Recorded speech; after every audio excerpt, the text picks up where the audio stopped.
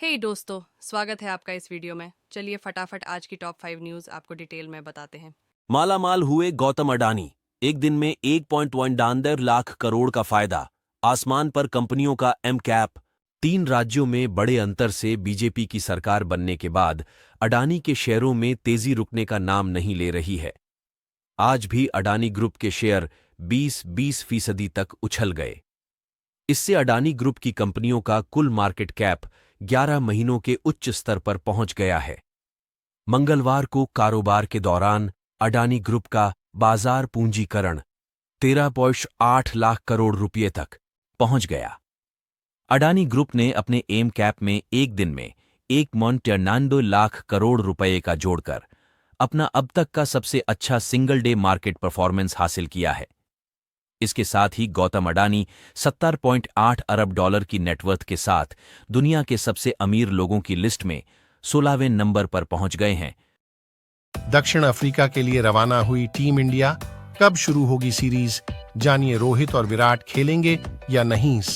भारतीय टीम अपने अगले असाइनमेंट के लिए दक्षिण अफ्रीका रवाना हो चुकी है।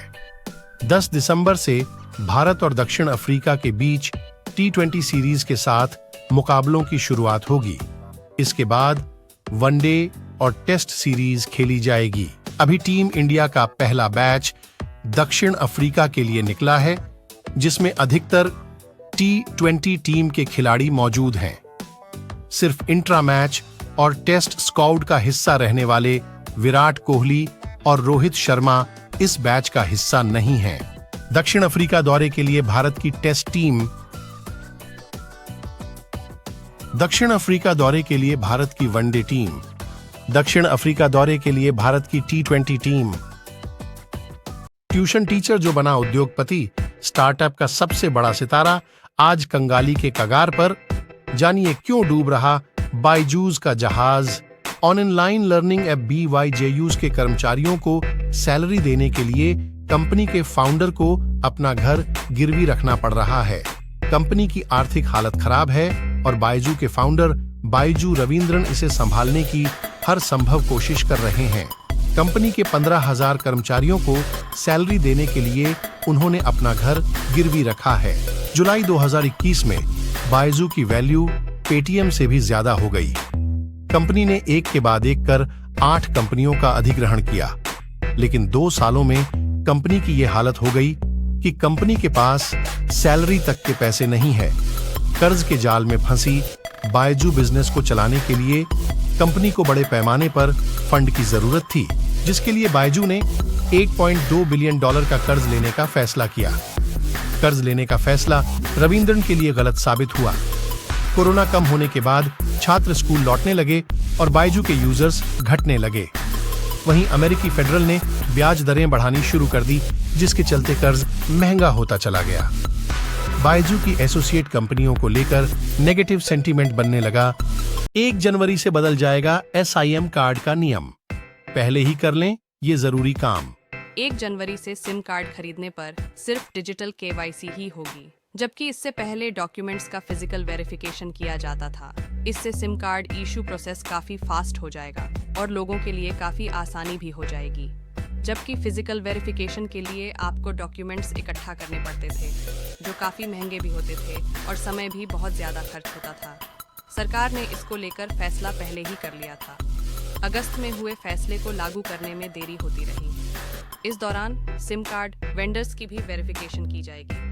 दरअसल सरकार साइबर फ्रॉड से निपटने की तैयारी कर रही है और इसी कड़ी में ये फैसले लिए गए हैं।